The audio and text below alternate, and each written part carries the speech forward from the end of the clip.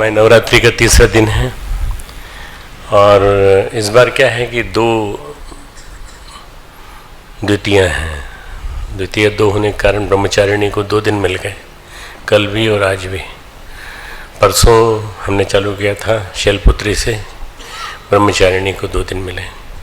इस तरह से ये 10 दिन की नवरात्रि। पर कितने भी दिन की नवरात्रि हो, अपने यहाँ तो सभी में जब होता है 10 हो, 8 हो, 9 हो, पूरा 9 दिन का पूरा जब सब में होता है। उसके बाद अगर जो जाना चाहें जा सकते हैं, नहीं तो पूर्णाहुति कर लेते हैं। आज थोड़ा दुर्गा सप्तशती से भी कुछ बात बताऊंगा मैं, दुर्गा के बारे में। और जो आज का श्लोक है बड़ा सुंदर है। अपि चेदसि पापेभ्यः सर्वेभ्यः पापकृत्तमः। अपि चेदसि पापेभ्यः सर्वेभ्यः पापकृत्तमः। ये है हमारा 36वां श्लोक, 4थे अध्याय का 36वां श्लोक। आगे है सर्वं ज्ञान प्लवैनेव वृजिनं संतरिष्यसि। ज्ञान की नौका, प्लवन यानी तैरना, प्लवन यानी तैरना। तो ज्ञान की नौका में बैठकर तो पार हो जाएगा पाप समुद्र, संसार समुद्र से, पाप समुद्र से भली भांति तर जाएगा। तो कितना बड़ा आश्वासन है श्री कृष्ण का, योगेश्वर का, कि वो कह रहे हैं, बड़े बड़े स्पष्ट शब्दों में कह रहे हैं, पापी से भी पापी है यदि, सबसे बड़ा पापी है। तो मैं तुझे आश्वासन देता हूँ, यदि तू सच्चे मन से प्रायश्चित कर ले और तू मेरे ज्ञान की नौका में बैठ जाए। ज्ञान का मतलब है पवित्रता के सागर में स्नान कराना वाला ज्ञान, वो वाला ज्ञान। अपन ज्ञान की महिमा का हम लोग वर्णन कर रहे हैं। तो जो पवित्रता के सागर में स्नान कराए वो ज्ञान, और उस ज्ञान के माध्यम से हम अपने को पवित्र करें। तो कौन करता है? गुरु की कृपा से हो पाता है। गुरु की कृपा से, गुरु अगर है तो हमें ज्ञान मिलेगा। जैसे कल हमने सुना, गुरु बिना ज्ञान नहीं रे, नहीं रे। गुरु के बिना ज्ञान नहीं मिलता। गुरु प्राचीन काल में बहुत अच्छी प्रचुर मात्रा में मिलते थे, परंतु आज बहुत गिने चुने, कहीं गिने चुने गुरु मिलते हैं। शब्द हो गया है गुरु, यानी ये ही इज ए गुरु। तो ये गुरु गुरु गुरु घंटाल भी है, गुरु भी है, और दुनिया भर की चीज़ों के साथ शब्द जोड़ दिया गया गुरु। गुरु का मतलब होता है मास्टर नहीं, टीचर नहीं। गुरु का मतलब है ज्ञान उड़ेलने वाला, ज्ञान शिष्य में उड़ेलने वाला, ज्ञान जीवन जीने का ज्ञान उड़ेलने वाला। वो गुरु जब हमें मिल जाए तो हमारे सारा का सारा अंदर का कलुष, कषाय, कलमश सब समाप्त हो जाए। उसी से संबंधित गीत है आज। कौन कौन गुण गाऊं गुरु तेरे, कौन कौन गुण गाऊं, कौन कौन गुण गाऊं गुरु तेरे, कौन कौन गुण गाऊं। ब्रह्मा विष्णु महेश्वर सबके, ब्रह्मा विष्णु महेश्वर सबके, कौशल तुम में पाऊं गुरु तेरे, कौन कौन गुण गाऊं गुरु तेरे, कौन कौन गुण गाऊं।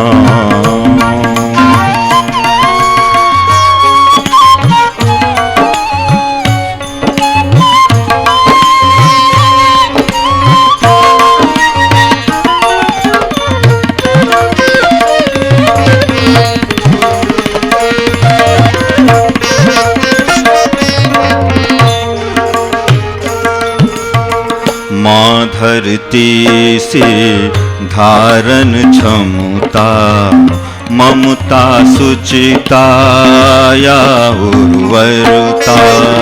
माँ धरती से धारण क्षमता, ममता सुचिता या उर्वरता। तुम हर साधक पर बरसाते साधक जीवन धन बनाते। तुम्हारे साधक पल बरसाते, साधक जीवन धन्य बनाते। छोटे बड़े व ऊंच नीच का, छोटे बड़े व ऊंच नीच का भेद न तुम में पाऊं गुरु के। कौन कौन गुण गाऊं गुरु तेरे, कौन कौन गुण गाऊं, कौन कौन गुण गाऊं गुरु तेरे, कौन कौन गुण गाऊं।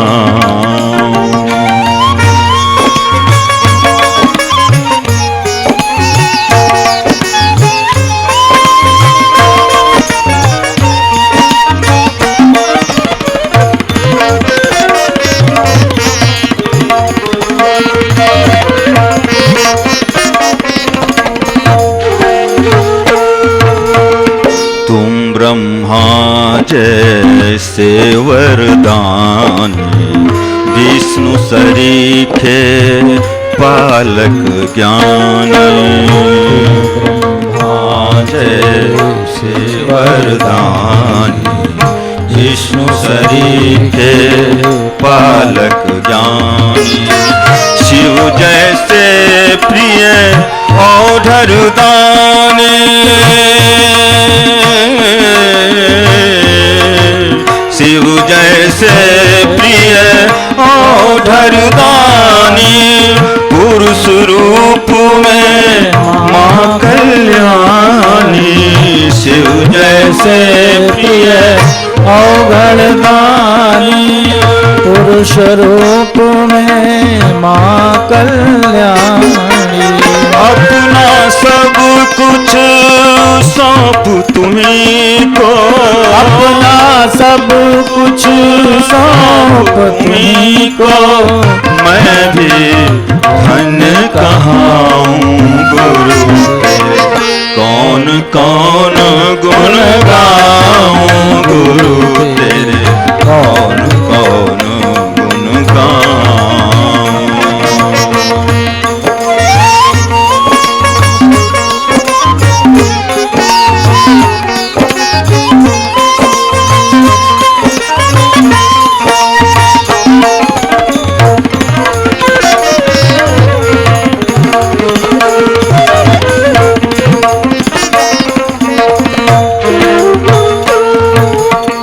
यज्ञ रूप तुम जग हितकारी, महाकाल के तुम अवतारी।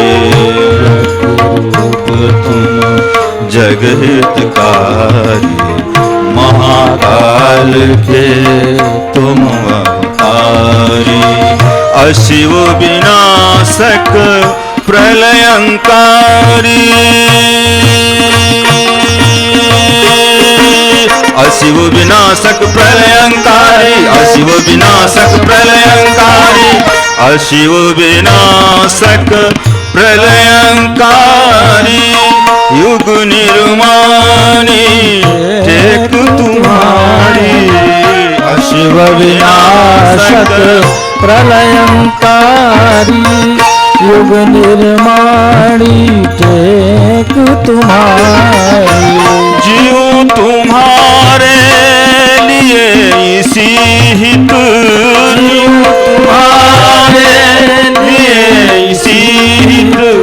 मैं भी मर खप जाऊं गुरु तेरे, कौन कौन गुण गाऊं गुरु तेरे, कौन कौन गुण गाऊं। ब्रह्मा विष्णु महेश्वर सबके, ब्रह्मा विष्णु महेश्वर सबके। कौशल तुम में पाऊं गुरु तेरे, कौन कौन गुण गाऊं गुरु तेरे, कौन कौन गुण गाऊं।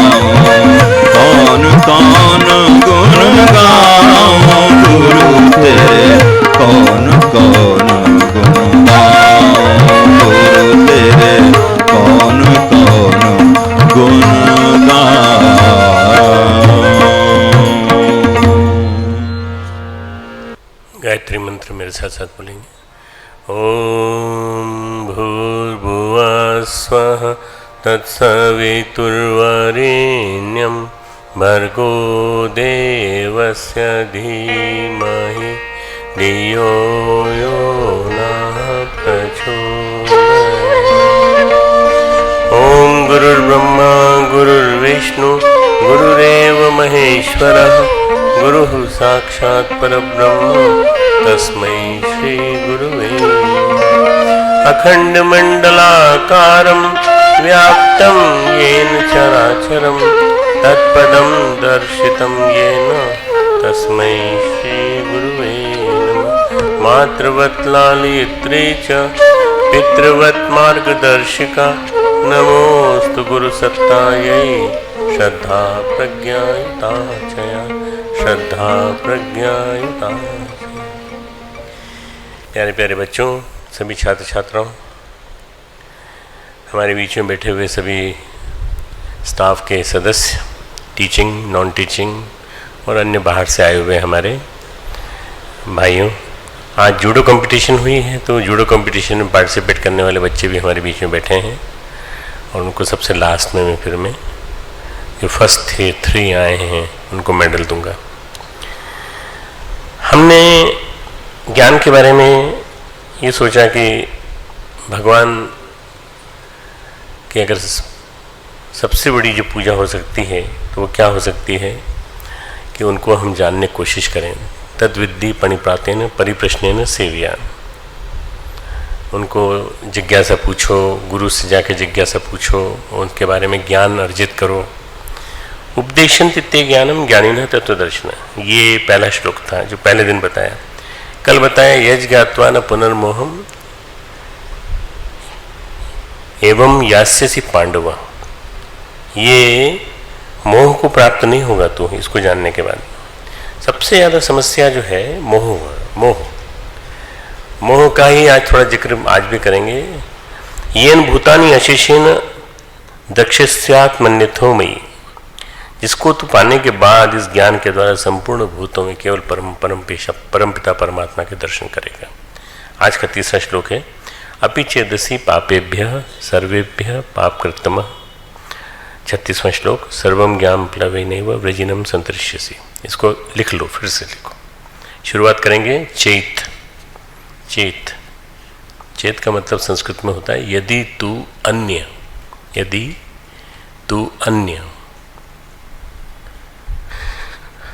सर्वेभ्यः सभी, पापेभ्यः पापियों से, पापेभ्यः, अपि यानी भी, इसके बाद अपि है, अपि यानी भी। पाप कृत्तमः, अधिक पाप करने वाला है। यदि तू अन्य सब पापियों से भी अधिक पाप करने वाला है, असि यानी है, तो भी तू, ब्रैकेट में तो भी तू। ज्ञान प्लवेनैव, ज्ञान प्लवेन का मतलब होता है ज्ञान रूपी नौका द्वारा। प्लवेन यानी नौका, ज्ञान यानी ज्ञान रूपी नौका द्वारा।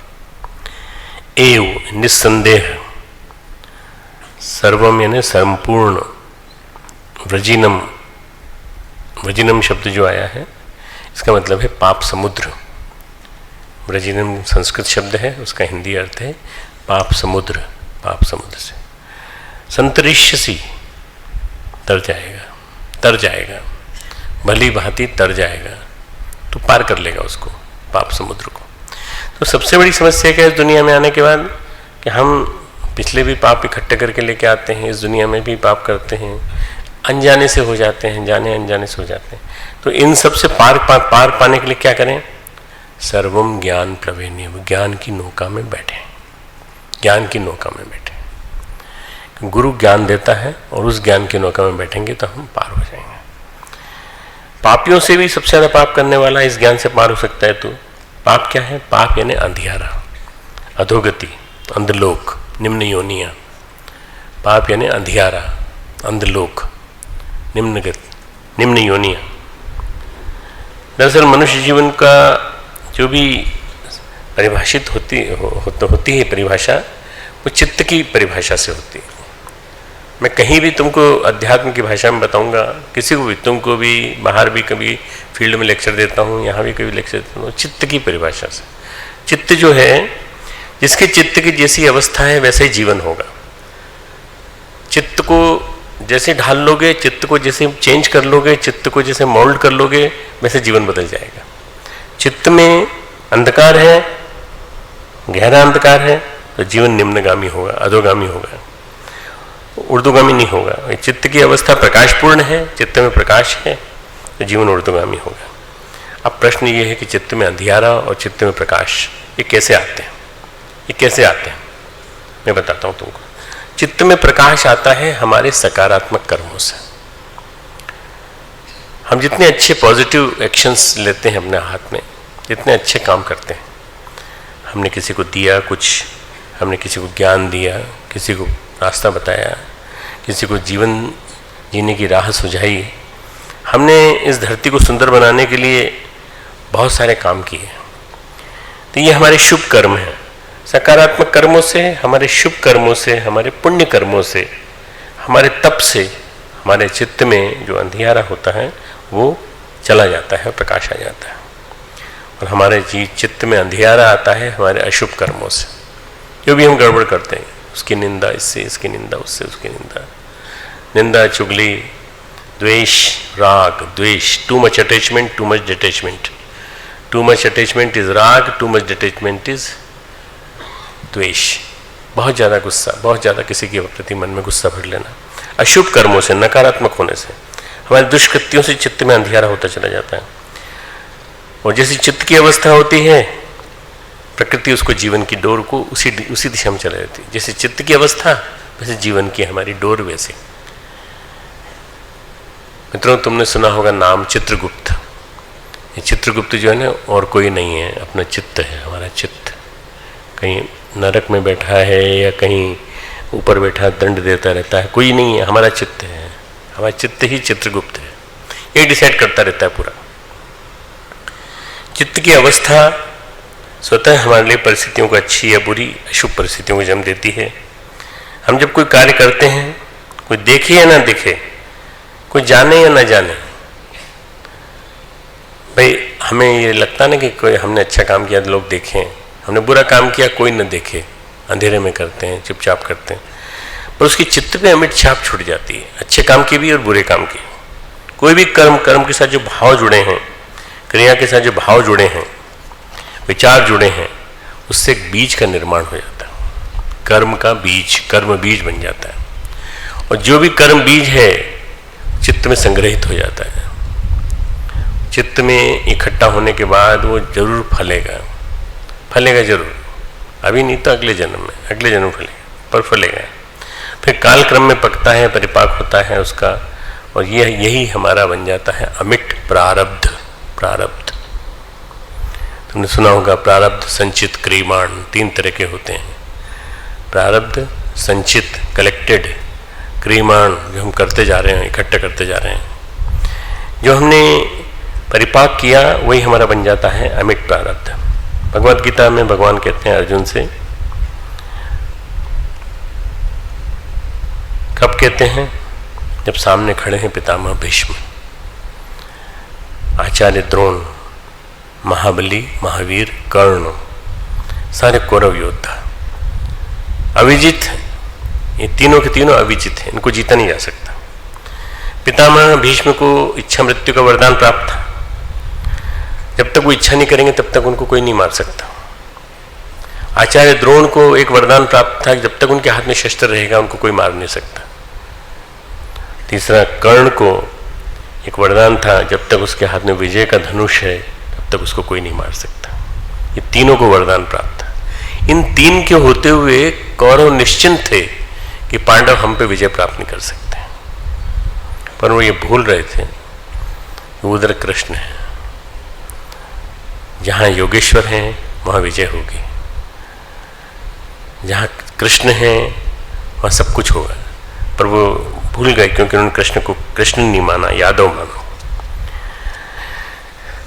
इनके पास वरदान थे, इनके पास शक्तियां थीं, लेकिन एक बात भी सच है कि ये सभी धर्म के विरोध में खड़े हो गए।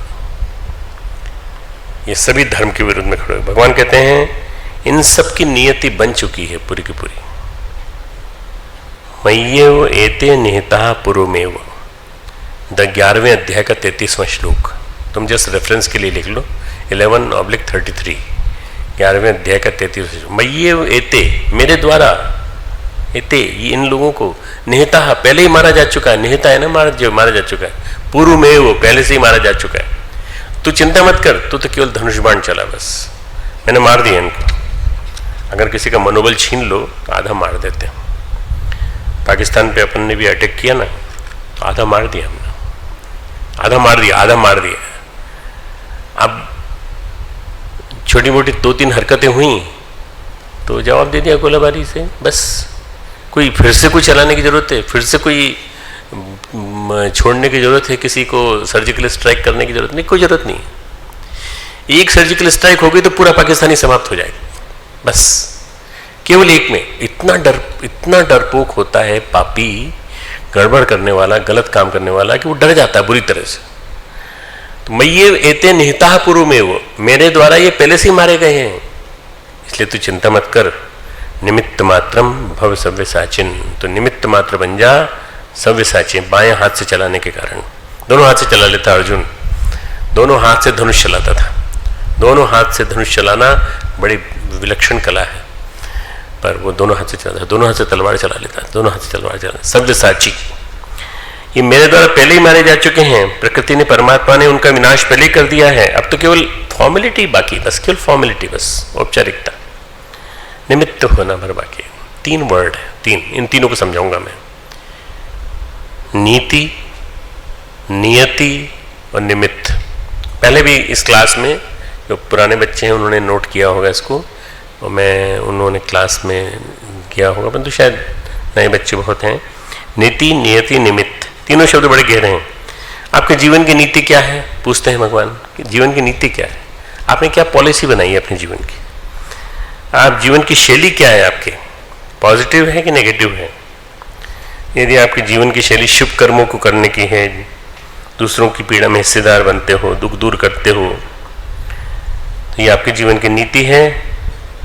तो आपके जीवन की नीति से सही नियति बनेगी।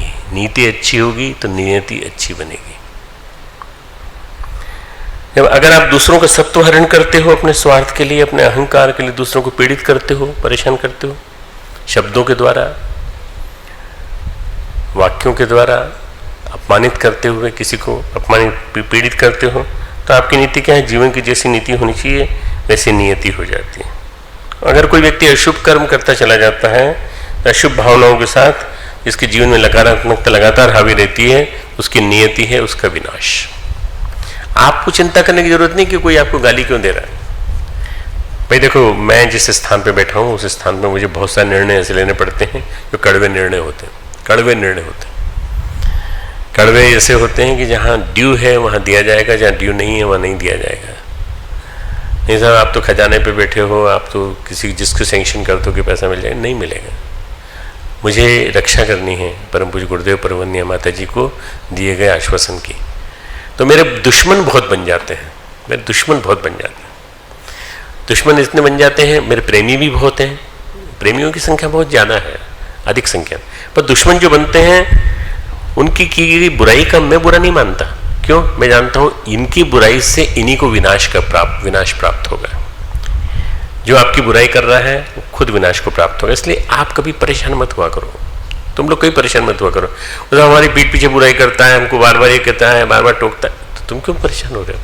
प्रकृति उसका विधान बनाएगी, प्रकृति उसका विधान बनाएगी, उसको ठीक कर देगी। जब परिपाक हो जाएगा तो प्रकृति अपना फल देने लगेगी, प्रारब्ध अपना परिणाम प्रस्तुत करने लगेंगे। जिसे नियति होगी प्रकृति वैसे ही निमित्त उपस्थित कर देगी। जैसी नियति होगी वैसे निमित्त बन जाएंगे, भांति भांति के निमित्त हो जाते हैं। कोई जरूरी नहीं कोई व्यक्ति किसी को मारे, दुर्घटना मार सकती किसी को।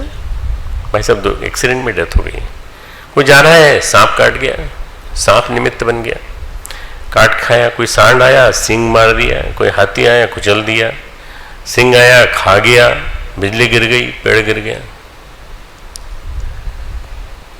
7 दर्जन किसको कहते हैं? 7 दर्जन 12 सत्य 84। अभी बिजली गिरी किसी प्रांत में, मुझे याद नहीं आ रहा कोई प्रांत है वो, उस प्रांत में बिजली गिरी तो 84 महिलाएं जो श्रम करके आ रही थी, मालूम नहीं उनका निमित्त क्या था, सब एक साथ इकट्ठी हुई होंगी, सब 84 बिजली गिरने से मर गई वहीं के वहीं। कैसे कैसे कैसे प्राकृतिक विपदाएं आती हैं। कोई भी निमित्त उपस्थित हो सकता है, ये भी हो सकता है कोई व्यक्ति मार दे।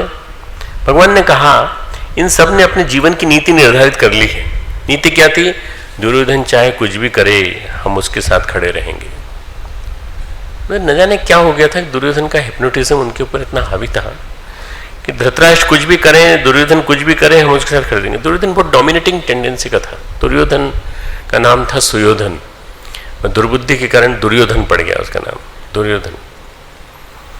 वो सुयोधन जो एक श्रेष्ठ पुत्र के रूप में, आदर्श पुत्र के रूप में, वरिष्ठ पुत्र के रूप में आया था कुरु परिवार में, वो उसने कहा ये करना है तो सब के सब उसके साथ खड़े हो गए, धर्म के विरुद्ध खड़े हो गए। अपने जीवन की नीति बना रखी कि दुर्योधन का साथ देंगे ही तो उनकी नीति क्या है? उनका विनाश होगा। केवल निमित्त की जरूरत है, केवल निमित्त की जरूरत है। अर्जुन तो निमित्त बन जाए बस। अर्जुन को कोई काम नहीं करना है, केवल गांडीव चलाना है बस। गांडीव धनुष है उसका विशेष, गांडीव पर तीर रखना है और चलाना है, बाकी मारने का काम तो भगवान प्रकृति ने पहले ही तय कर रखा है। निमित्त मात्रम। यदि तू पापियों से भी अधिक ज्यादा पाप करने वाला है तो क्या ये नियति परिवर्तित तू करके जो संबोधित कर रहे हैं वो सबके लिए संबोधित कर रहे हैं, पूरे पूरे सुनने वाले, पढ़ने वाले, गीता पढ़ने वाले, हर एक से। तुम पापियों से ही पापी हो तो भी ये नियति परिवर्तित हो सकती। कैसे? यदि हम अपने कर्मों का प्रायश्चित कर लें, यदि हम अपने कर्मों का, जो भी हमने बुरे कर्म किए उनका प्रायश्चित कर लें, जो खाई खोदी है उसको पाट दें। यदि हमें बोध हो जाए कि हम सही नहीं थे, हम गलत थे, तो हम सही दिशा में जा सकते हैं। हर आदमी के लिए चांस मिलता है एक, गलत काम करने के बाद भी, कि वो अपने आप को बदल सकता है। सभी तरह के जीवन का स्वरूप मनुष्य के ज्ञान पर निर्भर है। जीवन का स्वरूप क्या बनेगा? पाप क्या है, पुण्य क्या है, ये थोड़ा सा व्याख्या करेंगे। पाप एक तरह की भ्रांति है, एक तरह की भूल है, एक तरह का भ्रम है। पाप एक प्रकार का अज्ञान है। अगर ज्ञान हो तो कोई पाप क्यों करेगा? तो अज्ञानवश व्यक्ति जो काम कर बैठता है उसको पाप कहते हैं। अज्ञानवश जो पाप हो जाता है, मालूम नहीं था साहब, हो गई, गलती हो गई, ये पाप है। अज्ञानवश हमसे पाप हो जाते हैं। भीष्म, द्रोण, कर्ण ये ज्ञानी नहीं थे क्या? ज्ञानी तो थे, लेकिन उनके ज्ञान में अनेक भ्रांतियां थी। भीष्म को लगता था कि धर्म का आचरण कर रहे हैं, उनका धर्म है, उनका वचन पालन। प्रतिज्ञा की है कि हस्तिनापुर के सिंहासन की रक्षा करेंगे। एक लाइन पकड़ के बैठ गए बस। भीष्म पितामह बस एक लाइन पकड़ के बैठ गए, हम हस्तिनापुर के शासन की रक्षा करेंगे, सिंहासन की रक्षा करेंगे। अब चाहे हस्तिनापुर को विनाश से बचाएंगे, मान लिया, पर वो उस सिंहासन की रक्षा करने के लिए उन्होंने ये थोड़ी कहा था कि उस हस्तिनापुर के सिंहासन पर धृतराष्ट्र जैसा मोहग्रस्त आएगा तो भी उसकी रक्षा करेंगे। अगर अपना विवेक लगाते, अपना ज्ञान लगाते, तो उस धृतराष्ट्र को हटा करके युधिष्ठिर को बिठाते।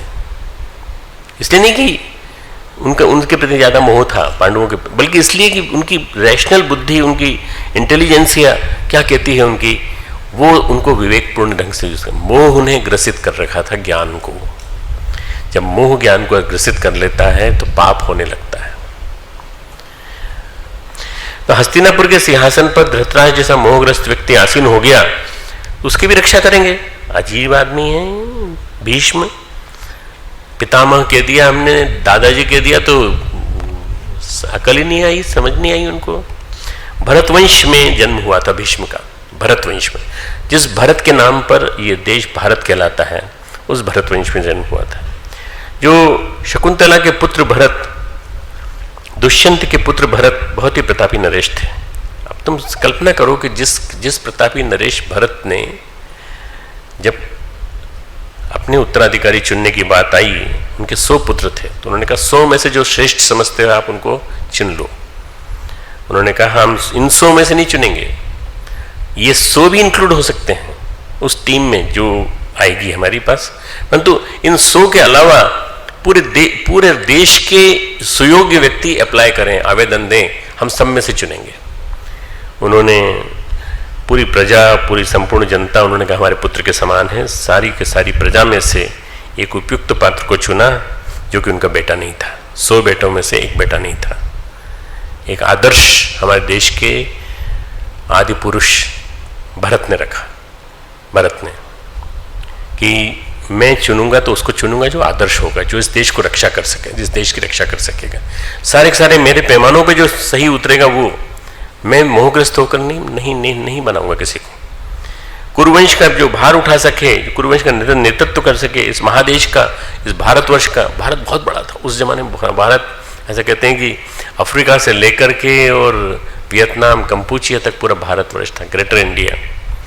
हमारी प्रजा में प्रतियोगिता होगी, चुनाव होगा, चयन होगा। महाभारत में हम परीक्षा लेंगे, राज्य के विद्वत जन, मनीषी जन, ज्ञानी जन सब हमारे साथ बैठेंगे। उनके 100 पुत्रों में से किसी ने कोई भारी अपराध भी नहीं किया था, लेकिन महाराजा भरत कहते थे प्रजा संपूर्ण देश, पूरे संपूर्ण प्रजा का मामला है ये, इसलिए कोई आर्य पुत्रों में कोई योग्य है, योग्यतम है, श्रेष्ठतम है, वो चुना जाएगा। भरत की माँ ने भी कहा पुत्र हम राजवंशी हैं, हम राजा हैं, हमारी परंपरा रही है कि हमारे पुत्र राजा बनते आए हैं। उन्होंने कहा तुम्हारे पिता ने तुम्हें राजा बनाया, अब तुम्हें भी अपने पुत्र को राजा बनाना है। बोले नहीं माँ, ये परंपरा आज से यहाँ विच्छेद होती है, आज से समाप्त होती है। हम आदर्श को बनाएंगे। हो सकता है कि वो आदर्श आपका बेटा हो सकता है कि वो हमारा बेटा हो। प्रजा को सबसे योग्य राजा देंगे। भारतवंश में एक प्रजाजनों में से एक सामान्य घर का रहने वाला युवक, उसको उत्तराधिकारी चुना। उसके बाद परंपरा डाल दी उन्होंने कि वो भी हर राजा अपने उत्तराधिकारी को चुनेगा जो कि योग्य होगा। परंपरा डाल दी। ऐसे भरतवंश में क्रमिक रूप से राजा आते चले गए। अंत में शांतनु और देवापी नाम के 2 भाई आए। शांतनु और देवापी को कुष्ठ रोग था और हालांकि उनका आचरण दूषित नहीं था, पर उनकी देह दूषित थी। तो उन्होंने कहा कि भाई हमारी देह जो है उतनी अच्छी नहीं जितनी राजा की होनी चाहिए। हमारे छोटे भाई शांतनु की देह सुंदर है और वो योद्धा भी है। हम दोनों युद्ध में कई बार लड़े हैं, कई बार वो जीता है, कई बार हम जीते हैं। सबसे ज़्यादा शुभ कर्म करने वाला है, इसलिए हमारे छोटे भाई शांतनु को राजा बनाओ। मित्रों, ऐसी आदर्श परंपरा वाला भारतवर्ष। हम नहीं बनेंगे, पहले आप। हम राजा नहीं बनेंगे, इनको राजा बनाओ, छोटे भाई को। हम राजा नहीं बनेंगे, हम अपने बेटे को राजा नहीं बनाएंगे, हम प्रजा में से राजा बनाएंगे। ये आदर्श परंपरा हमारे देश की रही है, भारतवर्ष की। इसलिए भारत है। जब ये परंपरा आ जाएगी तो ये मान के चलना कि इस परंपरा के आ जाने के बाद भारत फिर से श्रेष्ठ हो जाएगा, श्रेष्ठतम हो जाएगा। भारतीय संस्कृति फिर से श्रेष्ठतम हो जाएगी जब ये परंपरा आ जाएगी। ये नहीं कि हम वंश के आधार पर, वेश के आधार पर, हम जीन्स के आधार पर, इसके आधार पर होगा। मेरे शरीर में कष्ट है, न्यूनता है, शरीर में जो कमी है किसी न किसी अशुभ कर्म के कारण है। देवापी ने कहा हमारे शरीर की अवस्था बताती है कि हमारे जीवन में शुभ कर्म संचित है, हम इनका प्रायश्चित करेंगे। और तप करने के लिए चले गए। जैसे ही तप करने के लिए वो चले गए, अकाल पड़ गया। पूरे भारत में, भारतवर्ष में अकाल पड़ गया। लोगों ने कहा ये इस वजह से हुआ है कि देवापी जैसे श्रेष्ठ व्यक्ति को, जिसने प्रजा छोड़ी, जिसने राज्य छोड़ा, उसको इन्होंने जो है उसकी वजह से अकाल पड़ा। बोले नहीं, अकाल इसलिए नहीं पड़ा है। शांतनु ने कहा भैया आप राजा बन जाइए, प्रजा ही चाहती। बोले नहीं, ये बात नहीं है। मेरे शरीर में, मेरे जीवन में अशुभ कर्मों का संचय है। मैं प्रायश्चित करूंगा, तुम स्वस्थ हो, तुम योग्य हो। बोले मैं तुम्हारे साथ बैठ जाऊंगा, पूजा में, यज्ञ में बैठ जाऊंगा। देवापी ने महर्षियों का आह्वान किया, यज्ञ की प्रक्रियाएं हुई, अकाल दूर हुआ, शांतनु का राज्याभिषेक हुआ। अकाल दूर चला गया, पानी आगे बरस गया। जैसे यज्ञ पूरा हुआ, शांतनु का राज्याभिषेक हुआ, शांतनु राजा बने। लेकिन जो परंपरा महाराजा भरत ने उपस्थित की वो देवापी ने उनके सामने रखी कि इसको निभाना, पर शांतनु नहीं निभा सके इस परंपरा को। भीष्म के होते हुए भी भीष्म के होते हुए, भीष्म बड़े पुत्र थे, भीष्म के होते हुए भी और योग्य थे, योग्यतम थे, बहुत योद्धा, बली, महाबली, और उन्होंने युद्ध किए थे, कई युद्ध किए थे उन्होंने, भीष्म ने। उन युद्धों में उन्होंने बड़े बड़े बलियों को हराया था, महाबलियों को हराया था। भीष्म को युवराज घोषित करने के बाद भी अपने बेटे चित्रवीर्य और चित्रांगद को राजा बना दिया, चित्रवीर्य चित्रांगद को राजा बना दिया। उसके बाद जब उनके माध्यम से भी संतान नहीं हुई, दोनों के दोनों ही बहुत ही कमज़ोर थे, उसके बाद नियोग द्वारा संतानें हुई। फिर कौरव पांडव आए, विदुर के कहने से पांडु धर्मात्मा थे, पांडु राजा बने, बाद में धृतराष्ट्र राजा बन गए। जहाँ मोह होगा, भगवान कहते हैं ज्ञान वो है जो मोह का विनाश करता है। यज ज्ञात्वा न पुनर्मोहम। ज्ञान था पर ज्ञान को एक तरह से ढक दिया गया, अलग कर दिया गया। यदि मोह पनप रहा है तो समझो अज्ञान पनप रहा है, मोह पनप रहा है तो समझो पाप पनप रहा है, मोह पनप रहा है तो समझो कि अंधेरा पनप रहा है। कल की बात, मोह को मैं आज पाप पे ला रहा हूँ। जहाँ मोह है वह पाप है, जहाँ मोह होगा जरूरत से ज़्यादा वह पाप पनपेगा, पाप पनपेगा। उसको, मोह को पोषित करने के लिए लोग पाप करेंगे, समझो अंधेरा पनप रहा है, मोह बढ़ता गया। सत्यवती का आग्रह, शांत, तुम लोगों को सबको कहानी मालूम है इसलिए मैं डिटेल नहीं बता रहा हूँ। शांतनु का मोह कुरुवंश की परंपराओं को नष्ट करने वाला हुआ। भीष्म ने जिस महान वंश को देखा था, महान कुरुवंश अब नहीं था, लेकिन भीष्म बंधे हुए थे अपनी प्रतिज्ञा में, सिंहासन से पिता को वचन दिया था, और ये बंधना, ये बंधन कहीं ना कहीं उनका मोह था। विरोध न कर सके धृतराष्ट्र का, विरोध न कर सके दुर्योधन का, और अधर्म के साथ खड़ा होना पड़ा। उनके पास अवसर आए तो त्याग कर सकते थे वो। भीष्म, द्रोण और कर्ण तीनों व्यक्ति त्याग देते हस्तिनापुर दुर्योधन के पक्ष को। तो दुर्योधन का साहस नहीं था कि महाभारत युद्ध का साहस जुटा था। महाभारत नहीं कर पाता, प्लानिंग ही नहीं कर पाता, सोच ही नहीं पाता इन तीन के बिना। पर उसने, दुर्योधन ने अपने ढंग से अपनी हरकतें की, अलग अलग ढंग से। निमित्त बने ये लोग, परंतु नियति अपना काम कर रही थी। भगवान कहते हैं जहाँ मोह होता है वहाँ पाप पनपता है, हम भ्रांत होते हैं। कोई भी पापी, कोई पाप कर्म करने वाला ये नहीं कहता मैं गलत कर रहा हूँ। कोई भी पापी ये नहीं कहता मैं गलत काम कर रहा हूँ। उसके अपने तर्क होते हैं, लॉजिक होते हैं, उसके अपनी जीवन की नीति होती है, उसके अपने ये मानदंड होते हैं, इसके बारे में कहता है मैं सही हूँ। किसी भी पापी को या किसी भी भ्रष्टाचारी को, किसी को भी आपने सुना है कि मैंने पाप किया है, मैंने गलत काम किया है और मैं इसके लिए माफ़ी मांगता हूँ, क्षमा मांगता हूँ? किसी को नहीं कहा, nobody. It is very rare to take an oath in front of people कि मेरे से पाप हुआ है और मैं पाप हुआ है तो मैं इसकी प्रायश्चित करूँगा। बहुत मुश्किल है, एक्सेप्ट करना बहुत मुश्किल है। भगवान कहते हैं कि उसके अपने मानदंड होते हैं, मेरी गलती कहाँ है वो जानता है, परंतु वो बताता नहीं है। धीरे धीरे उसकी दिशा बदल जाती है, धीरे धीरे डगर बदल जाती है। अज्ञान के अंधियारे में राहें भटक जाता है आदमी, अज्ञान के अंधियारे में, अज्ञान के अंधकारे में सही दिशा भूल जाता है। अज्ञान के अंधियारे में सही दिशा भूल जाना पाप है। कोई तुमसे पाप की परिभाषा पूछे, तुम एक शब्द कह देना बस, तुम्हारे ज्ञान पर वो आश्चर्यचकित हो जाएगा, कहाँ से सीखा। अज्ञान के अंधकार में सही दिशा भूल जाना पाप है। अज्ञान के अंधियारे में उचित और अनुचित का भेद न कर पाना पाप है। अज्ञान इस सीमा तक हावी हो जाए, मोह इस सीमा तक हावी हो जाए कि आप ये न डिफ्रेंशिएट कर पाओ कि what is good and what is bad. भगवान कहते हैं यदि ऐसी भूल हो गई है, अज्ञान के अंधेरे में फंस गए हो, पाप को हम जुटा लिए हो, तो फिर भगवान कहते हैं कि अपने भ्रांत विचारों से दूर होने का एक ही उपाय है। क्या है वो? है ज्ञान। ज्ञान, सद्ज्ञान। पापियों से भी अधिक पाप है, पापी है तू, तो आशाएं हैं तुम्हारे लिए। अपि चेदसि पापेभ्यः सर्वेभ्यः पापकृत्तम्। यह श्लोक ईश्वर का, परमात्मा का, भगवान श्री कृष्ण का वचन है, आश्वासन है। प्रत्येक जीवन के लिए एक आशा है। सारे जेल में बैठे हुए अपराधियों के लिए, सारे विभिन्न प्रकार के कष्टों को दे करके जिन्होंने अपराधी बने और उसके बाद जेल में चले गए, या जेल में नहीं है तो रोज अंदर ही अंदर से प्रताड़ित होते हैं, आत्म प्रताड़ना में जीते हैं, भ्रष्टाचारी, दुराचारी, इन सबको एक आश्वासन है, विश्वास है। वो कहते हैं जीवन समाप्त नहीं होता है कभी भी, अभी उम्मीद बाकी है, आशा बाकी है, अभी आशा बाकी है। यदि अंधियारा तेरे जीवन में, तेरे चित्त में अत्यंत सघन हो गया है तो भी मैं हूं, तू चिंता मत कर। कृष्ण का नाम है प्रकाश, आकर्षण। तू मुझे याद करेगा, मैं आ जाऊंगा, पहुंच जाऊंगा, मैं वहां पहुंच जाऊंगा, तुझे ज्ञान दूंगा, तुझे मोह से निकालूंगा। तो याद तो कर। रावण का, हिरण्यकश्यप का, कंस का भी उद्धार हो सकता है, क्योंकि बात सिर्फ इतनी है कि चित्त में अशुभ का कलेक्शन हो गया है, अशुभ का कलेक्शन संकलित हो चुका है।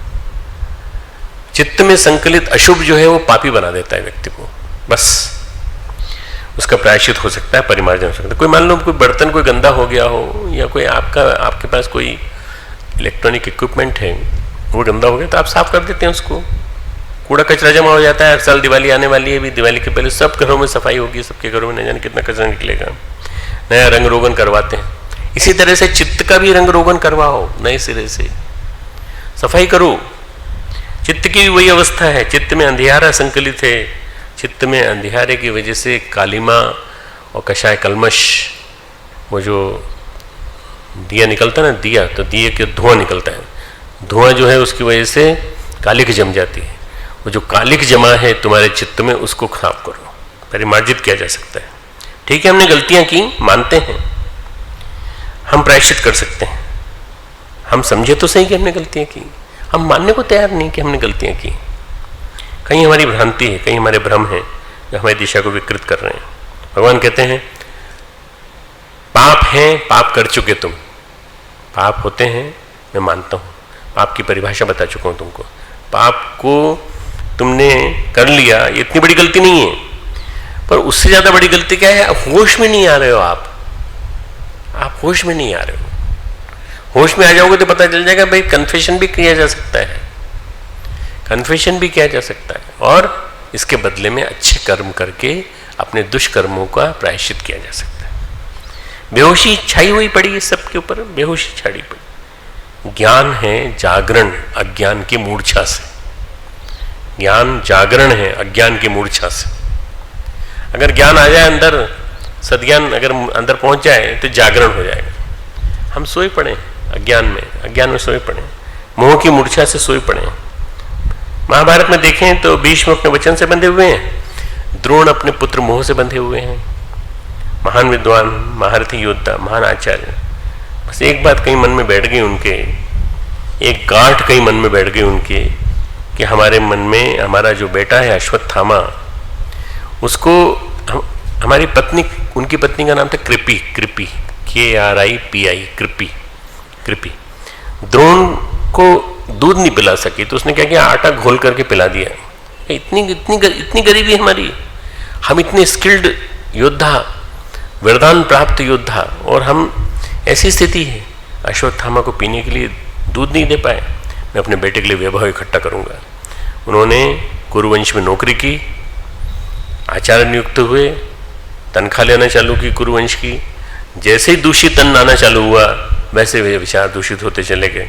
पांडवों और कौरवों को शिक्षा तो दी उन्होंने, युद्ध कला देने में उन्होंने, युद्ध की शिक्षा देने में उन्होंने जरा भी कोई पार्शियलिटी नहीं बरती कि भाई कौरवों को अलग और अर्जुन को अलग और पांडवों को अलग, इनको अलग, पांडवों को अलग और इसको कौरवों को अलग दी, ये दोनों को बराबर दी। पर जो मन में बदले बैठे हुए थे, बदला जरूर लिया। जैसे पांचाल नरेश द्रुपद को उनका आधा राज्य छीना, उन्होंने आधा राज्य छीना, अपने बेटे को दिया। बेटा जो है उनका अश्वत्थामा, उसको राजा बनाया उन्होंने। उनके अंदर थी कुंठा थी। बड़े बड़े लोगों की कुंठाएं देश को पतन के विनाश की ओर ले जाती हैं। बड़े बड़े लोगों की कुंठाएं, इन कुंठाओं का सही समय पे उपचार हो जाए तो देश को बचाया जा सकता है। इंद्रप्रस्थ जीता दुर्योधन ने, तो इंद्रप्रस्थ का कार्यभार दुर्योधन ने अश्वत्थामा को सौंपा। उनका तुम इंद्रप्रस्थ के राजा बनोगे। अश्वत्थामा इंद्रप्रस्थ का राजा बना और तुम संभालोगे। इंद्रप्रस्थ कौन संभालेगा? अश्वत्थामा संभाल। अश्वत्थामा क्यों संभालेगा? मैं राजा सम्राट, संपूर्ण राजा सम्राट तो दुर्योधन है। तो उन्होंने कहा इसलिए कि अश्वत्थामा की रक्षा के लिए द्रोण हमेशा खड़े रहेंगे और द्रोण हमारे नौकर बने रहेंगे तब तक। जैसा हम कहेंगे वैसा द्रोण करेंगे। दुर्योधन की दुष्ट बुद्धि का परिचायक है ये। उसने अश्वत्थामा को राज्य देकर अपना, द्रोणाचार्य को अपना नौकर बना लिया पूरी तरह से। वेतन तो देते ही थे। अब पुत्र मोह, भारी पुत्र मोह, द्रोणाचार्य का पुत्र मोह, धृतराष्ट्र का पुत्र मोह दुर्योधन के प्रति, एक ही राह के प्रतीक। वो कर्ण इंफीरियरिटी कॉम्प्लेक्स से ग्रसित, मैं सूत पुत्र हूं, अपमानित हुआ, जबकि वीर था, अपमानित किया गया उसको पांडवों की और इसमें। तो आप बस क्या है बताओ, कहाँ के राजा हो तुम, कौन से राजा हो? तो दुर्योधन ने कहा नहीं, मैं अपना राज्य देता हूँ इसको, मैं अंगराज कर्ण। अंग कहाँ है? ये भागलपुर बिहार वाला जो क्षेत्र है, वो पूरी आसपास की पूरी क्षेत्र भूमि जो है अंगराज कही है, वो अंग क्षेत्र कहा जाता है। तो कर्ण की वीरता जो है, कर्ण की कुशलता, कर्ण की प्रतिभा को अपना दास बना लिया। मतलब उसने एक्चुअली खरीद ली, अंग देकर, अंगराज बनाकर कर्ण की कुशलता को खरीद लिया कि तुम कहीं और नहीं जाओगे, हमारे पास रहोगे। बार बार कर्ण कहता है, बार बार कर्ण के पास कुंती जाती है, तुम मेरे बेटे हो बेटा, सूर्य से मैंने तुम्हें मांगा था। पर वो हो सकता है, परंतु मेरे ऊपर सबसे बड़ा कल्याण किया है, मेरे ऊपर सबसे बड़ा उपकार किया है दुर्योधन ने। मैं दुर्योधन का मित्र होने का भार लेके चल रहा हूँ, मैं उसको उतार नहीं सकता, कर्जा नहीं उतार सकता। ये राजनीति थी, सबको अपने अपने पाप कर्म का साथी बना लिया। दुर्योधन ने पापा को बनाया, अपने पापा को। कौन थे पापा दुर्योधन के? धृतराष्ट्र। सबसे पहले तो उनको बनाया, पुत्र मोह से ग्रसित, जब भी कोई बात कहनी हो तुरंत जाके उनको शिकायत कर देना, कह देना। उसके बाद दूसरा बनाया उसने भीष्म पितामह को, आपने प्रतिज्ञा की थी, आप प्रतिज्ञा से बंधे हुए हैं, आप हटेंगे नहीं। तीसरा बनाया उन्होंने द्रोणाचार्य को, चौथा बनाया कर्ण को। और विदुर से कह दिया कि आप बीच में नहीं बोलेंगे, धर्मराज होंगे आप, धर्म के प्रतीक होंगे। कृपाचार्य से कह दिया भाई आप हमारे कुलगुरु हैं, चुपचाप बैठे रहो बस, और कुछ नहीं। तो ऐसे आतंकवादी से कौन जूझेगा, कौन लड़ेगा? अल्टीमेटली दुर्योधन अपनी जगह विजयी रहा। प्रतिभा को दास बना लिया जाता है, जिसमें वो राजनीति जो है पाप कर्म की राजनीति हो जाती है। किसी ने विरोध नहीं किया। प्रतिभा जब गुलाम हो जाए, प्रतिभा जब किसी के साथ जुड़ जाए, दुर्मति के साथ, तो बड़ी दिक्कत होती है। पांडवों का राज्य हरण ठीक नहीं है, महाबली योद्धाओं को विरोध करना चाहिए, स्त्री का चीर हरण नहीं करना चाहिए। द्रौपदी का जब वस्त्र उतारे जा रहे थे तो कोई भी, एक भी व्यक्ति ऐसा नहीं था जो खड़ा होकर के कह सके तुम गलत कर रहे हो। सबके सब देखते रहे। भगवान कहते हैं नीति तुम तर्क प्रस्तुत कर सकते हो मनुष्यों के सामने, प्रतिद्वंदियों के सामने, लेकिन प्रकृति के सामने कोई तर्क काम नहीं आता। प्रकृति दंड देती है, प्रकृति दंड देती है। प्रकृति कोई तर्क स्वीकार नहीं करेगी। जो नीति होती है वही नियति बनती है और वही अपने निमित्त का चयन करती है। तीनों ने अपने अपने निमित्त का चयन किया। तीनों को किस किस ने मारा? अलग अलग ने मारा। नियति तुम्हारी शुभ है, अगर तुम्हारे भाग्य में, तुम्हारे प्रारब्ध में पुरस्कृत होना लिखा है, कोई ना कोई तुम्हें मिल जाएगा। अगर तुम्हारी नियति अशुभ है तो तुम्हें फिर उस घटनाक्रम का परिणाम मिलेगा। ये तुमने नीति खराब रखी, जीवन की नीति, पॉलिसी ऑफ लाइफ, पॉलिसी, जीवन की पॉलिसी तय नहीं की तुमने कि तुम्हारी पॉलिसी क्या होनी चाहिए। हमने अभी तक ये नहीं सोचा हम क्या बनेंगे, हम महामानव बनेंगे, हम बड़े श्रेष्ठ व्यक्ति बनेंगे, हम गुरुदेव के अच्छे बच्चे बनेंगे, गुरुदेव के अच्छे बेटे बेटियां बनेंगे। नहीं, हमने तो एक ही नीति बना रखी कि हम ये पास करके और ये नौकरी करके पैसा कमाएंगे, बस ये सोचा। पर क्या वो पैसा ही जीवन की सबसे बड़ी चीज़ है, या उसके साथ साथ जीवन निर्माण, अपने आप को बनाना, ये भी एक सबसे बड़ी चीज़ है? वो सोचना चाहिए। भगवान कहते हैं ये तुमने नीति खराब रखी तो नियति भी खराब होगी, निमित्त भी खराब होंगे तुम्हारे सामने। भगवान कहते हैं जो हो चुका सो हो चुका, फिर से विचार करो, जीवन पे पुनः विचार करो। देखो भाई, जो हो चुका सो हो चुका। अपिचेदसि पापेभ्यः सर्वेभ्यः पाप कृतम्, तुमसे बहुत सारा पाप हो गए हो, पुनः समीक्षा करो। अर्जुन ने तीन चार शादियां की थी। अर्जुन के सबसे बड़ा पुण्य था कि उसने उर्वशी का प्रलोभन स्वीकार न करके और ये कहा था कि आप मेरी माँ बन जाइए तो आपको मेरा जैसा बेटा मिल जाएगा। अब ये पुण्य था।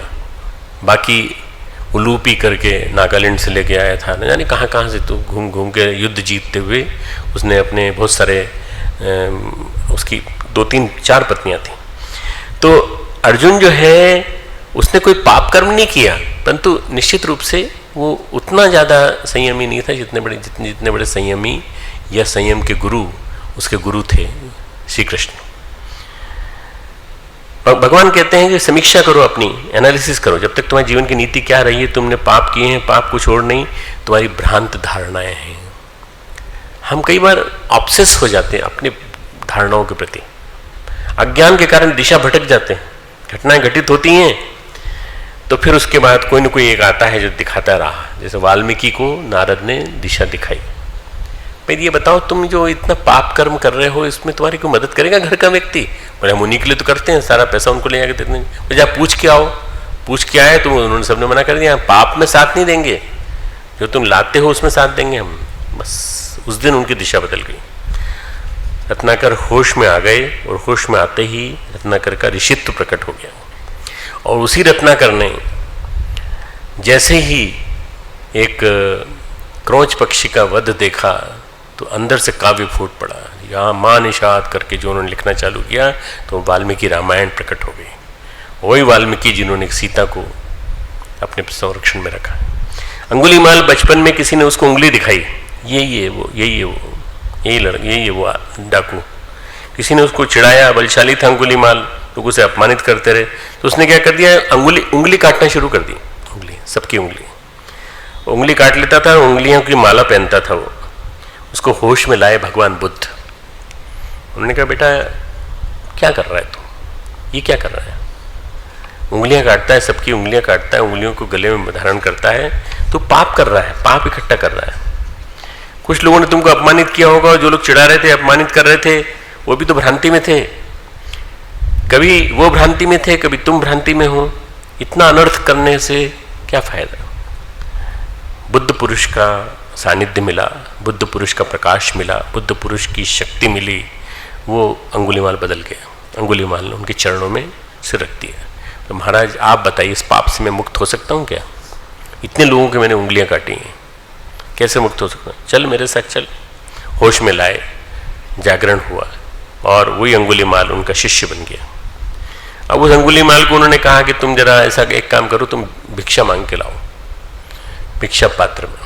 ड्रेस तुम्हारी वही होगी जो तुम सारे भिक्षुक पहने हुए हैं, वही यूनिफॉर्म होगी और उसमें जाओ। लोगों ने पहले तो बड़ा कि भाई भिक्षु आया है, कोई भिक्षुक आया। जब देखा अंगुलीमाल है तो लोग भागने लगे, डर के मारे भागने लगे कि आज तो भेष बदल के आया, ये भेष बदल के आया। पता चला उनको भी उसके बाद कि नहीं, ये तो भिक्षुक बन गया है। तो फिर उसके बाद उन्होंने पत्थर मारना चालू किया उसका। लोग पत्थरों से पट गया वो अंगुलीमाल।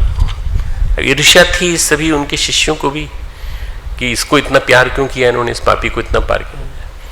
जब भगवान पापी को प्यार करते हैं तो इसलिए करते हैं कि उनके प्यार की से विगलित हो जाएगा उसका पाप, विगलित हो जाए, गल जाएगा पाप। भगवान की वेदना अपनी जगह है, भगवान की संवेदना अपनी जगह है। जब वो आए, उन्होंने कहा, वो तो आज अंगुलीमाल तो पिट गया बुरी तरह से। तुम समाचार लेके आए मेरे पास, तुम लेके नहीं आए अंगुलीमाल को? नहीं लाए। हम क्यों लेके आए उस दुष्ट को जिसने इतने सारी उंगलियां काटी थी? फिर बुद्ध गए, बुद्ध के साथ आनंद गए। बुद्ध ने और आनंद ने दोनों ने मिलकर साफ किया, ड्रेसिंग करी। ड्रेसिंग करने के बाद उसको लेके आए। जब होश में आया, पानी पिलाया, कुछ औषधि पेय पिलाया। उसके बाद तो ये बता, तुम गुस्सा नहीं आया उनके ऊपर? बोले गुस्सा किन के ऊपर आता? प्रभु आपने मुझे होश में लाके बता दिया, ज्ञान दिया ना, बुद्ध ने ज्ञान दिया। ज्ञान का जो डोज मिल गया, ज्ञान की संजीवनी मिल गई, उसके बाद फिर बोले पहले वो बेहोश थे, पहले मैं बेहोश था, अब वो बेहोश हैं, उन्हें होश नहीं है, मुझे तो होश है, मुझे तो होश है कि मैं कौन हूँ। बच गया। आज दुनिया भर में आतंकवादी छाए हुए हैं। आतंकवादियों ने क्या किया? अपनी बातों को मनवाने के लिए, अनर्थ को साबित करने के लिए जीवन की सहजता नष्ट कर दी है। आज कोई आदमी किसी पे विश्वास नहीं करता। ट्रेन में कोई आपको अपने खाने में से देख, भाई साहब थोड़ा सा लीजिए, ना ना बिल्कुल नहीं, पॉइजन हो सकता है। हम लोग इतने ज्यादा शंकावादी हो गए हैं, भूखा आदमी भूखा मर जाएगा लेकिन दूसरे के खाने में संदेह करेगा।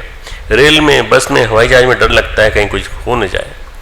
ट्रेन में जब बैठते हैं तो भगवान का नाम लेके बैठते हैं, जब उतरते हैं तो भगवान का नाम, भगवान यात्रा पूरी हो गई आपकी कृपा से, ब्लास्ट न हो जाए, कोई ठिकाना नहीं। आज अनिश्चितता का वातावरण, जीवन की नैसर्गिकता, जीवन का सौंदर्य नष्ट हो गया, जीवन में विकृति और विभत्सता आ गई है। जो लोग किसी विस्फोट में मारे जाते हैं उनकी क्या गलती है बताओ? उनकी क्या गलती है? उनका क्या पाप था? वो क्यों मारे गए? कोई ना कोई नियति बनती है उसके लिए, वो निर्दोष हैं। कुछ लोग ये भ्रांति कारण मारे जाते हैं। भगवान कहते हैं ये जो अज्ञान है ये जीवन में अनेकों उपद्रव, अनेकों अनर्थ पैदा कर रहा है। ये अज्ञान है, भ्रांति है, भ्रम है, जिसके कारण व्यक्ति पाप करता चला जा रहा है। हम ऐश्वर्य चाहते हैं, इसमें कोई गलती नहीं। आप ऐश्वर्य चाहते हैं, सुख चाहते हैं, उपलब्धियां चाहते हैं, पुरुषार्थ करिए ना, शुभ कर्म करिए ना, अच्छे काम करिए, उसके परिणाम स्वरूप आपको यश मिलेगा, ऐश्वर्य मिलेगा, उपलब्धियां मिलेंगी। महत्वाकांक्षाएं आदमी को नष्ट करती हैं। महत्वाकांक्षाएं जब आप करते हैं, एम्बिशंस, अनावश्यक एम्बिशन, प्रजाहति यदा कामान सर्वान पार्थ मनोगतान, हमने सुनाया था आपको 29 तारीख को। कामनाएं जब तक झड़ेंगी नहीं, कामनाएं जब तक जाएंगी नहीं, तब तक आप गलत काम करते रहेंगे। 10 साल पहले, 20 साल पहले, 50 साल पहले जो कुछ नहीं था, हम क्या करेंगे? हमारे वंशज जो हैं, आने वाले समय में हमारे वंशज क्या करेंगे? जो आज हमारे बेटे हैं, आज हमारी बेटियां हैं, या आने वाले समय में क्या करेंगे? बेटे को शील दीजिए, बेटे को संस्कार दीजिए, अच्छी गति दीजिए। दूसरे लोगों को हानि पहुंचाने की जरूरत है, भ्रांत धारणा है। भ्रष्टाचार, अनीति, अनाचार, अत्याचार जो कुछ भी हो रहा है, हम पाप की कितनी परिभाषाएं करें, कितने तरह से पाप को परिभाषित करें, रूप गिनाएं। जितना भी अंधकार है, अंधकार के जितने रूप हैं, अनीति के जितने रूप हैं, सब पाप ही पाप है। होते चले जाते हैं, नियति बनती विनाश की, लेकिन ईश्वर करुणावान होते हैं। ईश्वर करुणावान होते हैं, सबको अवसर देते हैं, सबको। रावण को अवसर देने के लिए हनुमान गए थे। रावण को एक अपॉर्चुनिटी दी थी हनुमान जी ने जाकर के, पहले वो चेताने आए हैं। अंगद गए थे, वो भी चेतावनी देने गए थे। अंगद और हनुमान 2 चांसेस मिले थे रावण को, तब भी नहीं समझ पाया। वो अवसर मिलता है, अज्ञान से उबर जाओ, टहलते टहलते, घूमते चलते तुम विनाश के कगार पे पहुंच गए हो, चाहो तो उबर जाओ, अन्यथा ये अज्ञान इतना हो गया है तुम्हारी सब उपलब्धि को नष्ट कर देगा। कहते हैं रावण बड़ा ज्ञानी था, ऐसा कहते हैं ना, ज्ञानी, बहुत ज्ञानी था, उसने वेदों का भाष्य किया था, सब किया था। पर क्या फायदा ऐसे भाष्य से, जहां ज्ञान जागरण नहीं हो, जहां ज्ञान मूर्छित हो, जहां पर ज्ञान पापों से युक्त हो, वहां ज्ञान किसी काम का नहीं। ऐसे न जाने कितने पढ़े लिखे लोग मैंने देखे हैं, जाने कितने लोग देखे हैं, दिन में खूब ज्ञान की बातें करेंगे, शाम को आराम से, रात को फिर मांसाहार करेंगे और शराब पिएंगे, और उसके बाद शराब पी करके फिर और जो ज्ञान की बात करेंगे वो सुनने लायक होती है उनकी। उस समय शराब पीने के बाद फिर वो ज्ञान की बातें हो रही है, बहुत सारी, ढेर सारी होती हैं। रावण के पास वेदों का भाष्य तो था, लेकिन उसका भाष्य कोरा तर्क था, बौद्धिकता थी, विचारों का उतार चढ़ाव था। वेद समझ में आते तो आचरण नहीं करता ऐसा गलत हो, पर वेद समझ में नहीं आया। रामकृष्ण कहते हैं, एक बार एक व्यक्ति के घर में एक बेटा मर गया, उसका पड़ोसी आया, उसको ज्ञान देने लगा, आत्मा तो अमर है, शरीर नश्वर है, शरीर आता जाता रहता है, शरीर का क्या, अब वो उसका तो बेटा नहीं मरा था, पर वो पड़ोसी का मरा था, शरीर का क्या, मर गया, उसको तो मरना ही था, तुम क्यों रो रहे हो? उसकी आत्मा की अमरता, शरीर की नश्वरता का उपदेश देता रहा, 1-1.5 घंटे तक बैठा बताता रहा, सब लोग सुनते रहे, सही बात कह रहा है, बिल्कुल सही बात कह रहा है, बेटे को मरना ही था, उसके लिए शोक करने की आवश्यकता नहीं, तुम शोक मुक्त हो जाओ। अपनी बात के समर्थन में उपनिषदों की सूक्तियां कहीं, वेदों के मंत्र कहे, गीता के श्लोक कहे, सब लोगों ने कहा बड़ा ज्ञानी व्यक्ति है। और ऐसे मौके पे, और उसने भी आंसू पूछ लिए उसने अपने, और उसने कहा कि हाँ आप सही कह रहे हैं, हम नहीं रोएंगे, अब हम नहीं रोएंगे। दूसरे दिन देखा सब लोगों ने कि वो जो ज्ञान दे रहा था वो खुद रो रहा है, जोर जोर से, खूब जोर जोर से रो रहा है। भाई क्या हो गया? उपदेश देने वाला व्यक्ति फुट फुट के क्यों रो रहा है? अरे बोले तुम तो कल तो कह रहे थे शोक करने की आवश्यकता नहीं है, शोक क्यों कर रहे हो? भाई तुम कल तो बेटा मर गया था ना, तो हमारा बेटा नहीं था, इनका बेटा था, इसलिए उनको उपदेश दे रहे थे। भगवत गीता बता रहे थे आज क्यों रो रहे हो? दरअसल हमारी बकरी मर गई है, वो हमें दूध देती थी, उससे हमारी चाय बनती थी और हम उसका दूध पीते थे, हमारी बकरी मर गई, हमारा क्या होगा भाई? ये तो सोचो। बस ज्ञान सारा एक तरफ, अज्ञान सारा के सारा एक हावी हो जाता है। पूरा कर्मकांड मालूम है, पूरा वेद मालूम है, पूरे गीता मालूम है, सब कुछ मालूम है, परंतु ज्ञान जीवन में नहीं उतर पाए। ज्ञान आचरण में उतरे तो सार्थक, ज्ञान आचरण में उतरे तो सार्थक। गोस्वामी जी कहते हैं पर उपदेश कुशल बहुतेरे, जे आचरण नहीं ते नर न घनेरे। पर उपदेश कुशल बहुतेरे, दूसरों को उपदेश देने वाले तो बहुत हैं, कुशलता पूर्वक देने वाले बहुत लोग हैं। जे आचरणी, जो आचरण करें ऐसे नर ढूंढने पे भी नहीं मिलेंगे, बहुत कम मिलेंगे। ज्ञान की सही परिभाषा है आचरण। ज्ञान यानी आचरण, ज्ञान आचरण में उतरना चाहिए। आचरण से हमारा व्यक्तित्व बनता है, आचरण से हमारा व्यक्तित्व विनिर्मित होता है, हमारे शील गुण विकसित होते हैं। आचरण से हम श्रेष्ठ या निकृष्ट बनते हैं। जो आचरण हमारा श्रेष्ठ होगा तो हम बदलते चले जाएंगे, हम ज्ञानी हैं।